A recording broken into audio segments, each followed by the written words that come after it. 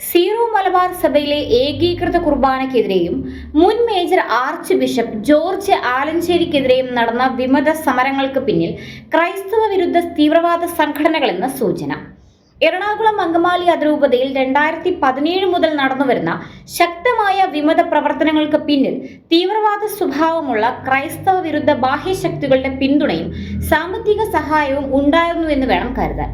അതിരൂപതയുടെ apostolic administrator ആയിരുന്ന Mar Andrews താഴത്ത് വിശദമായ പഠനത്തിന് ശേഷം റോമിന് അയച്ച റിപ്പോർട്ടിൽ ഇക്കാര്യം വ്യക്തമായി പ്രതിപാദിച്ചിട്ടുണ്ട്. വ്യക്തമായ പ്ലാനിങ്ങും ഗൂഢാലോചനയുമാണ് വ്യാജരേഖാ നിർമ്മാണത്തിന് പിന്നിൽ നടന്നിട്ടുള്ളത്.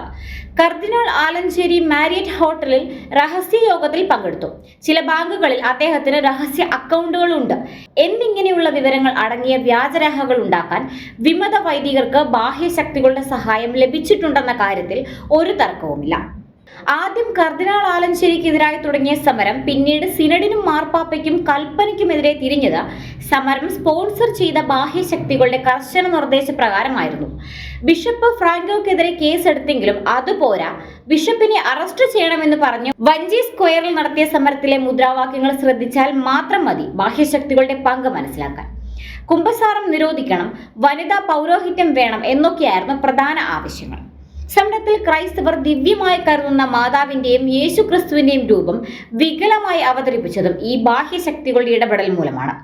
തട്ടമിട്ട സ്കൂൾ കുട്ടികളായിരുന്നു കന്യാസ്ത്രീകൾക്ക് നീതി നടത്തിക്കൊടുക്കണമെന്ന് ആവശ്യപ്പെട്ടെത്തി സത്യാഗ്രഹം ഇരുന്നതെന്നത് ഈ സമരത്തിന്റെ പിന്നിൽ ആരെന്നറിയാനുള്ള പ്രധാന തെളിവായി മാറി. സ്വന്തം മതത്തിൽ എന്ത് അനീതി നടന്നാലും കണ്ണടയ്ക്കുന്ന മുൻ ജഡ്ജി കമാൽ പാഷയുടെ സമരത്തിലെ സജീവ സാന്നിധ്യം പൂച്ച കണ്ണടച്ച് പാല് കുടിക്കുന്നതിന് തുല്യമായിരുന്നു. സമരത്തിന്റെ മുൻപന്തിയിൽ നിന്നിരുന്ന ഒരു വൈദികനും ഒരു സ്ത്രീക്കും മാവോയിസ്റ്റ് ബന്ധമുണ്ടെന്ന് അക്കാലത്ത് തന്നെ ശക്തമായി ആരോപണം ഉയർന്നിരുന്നു. സമരത്തിന്റെ രീതിയും സമരത്തിൽ പങ്കെടുത്ത ചില ആളുകളും സമരത്തിൽ ഉയർത്തുന്ന മുദ്രാവാക്യങ്ങളും ഈ സംശയത്തെ സാധൂകരിക്കുന്നതായിരുന്നു. സമരത്തിന്റെ മുൻപന്തിയിൽ നിന്ന മറ്റൊരു അൽമായ നേതാവിന്റെ ലക്ഷങ്ങൾ വരുന്ന കടബാധ്യതകൾ പെട്ടെന്ന് തീർന്നതും ദുരൂഹമാണ്. ഈ സമരങ്ങളെ ചുറ്റിപ്പറ്റിയ അന്വേഷണങ്ങൾ നടന്നാൽ ഗൂഢാലോചന സംബന്ധിച്ചുള്ള വിവരങ്ങൾ പുറത്തു വന്നേക്കും.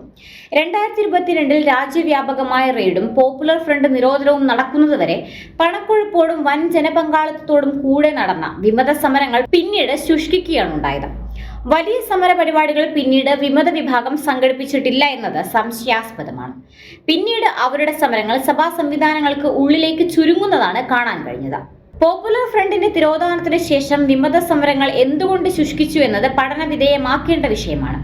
എറണാകുളം വൈദിക കലാപം നടക്കുന്നത് കർദിനാൾ ആലഞ്ചേരിക്കെതിരെയല്ല, മറിച്ച് കത്തോലിക്ക സഭയ്ക്കും ക്രൈസ്തവ വിശ്വാസത്തിനും എതിരായാണ്.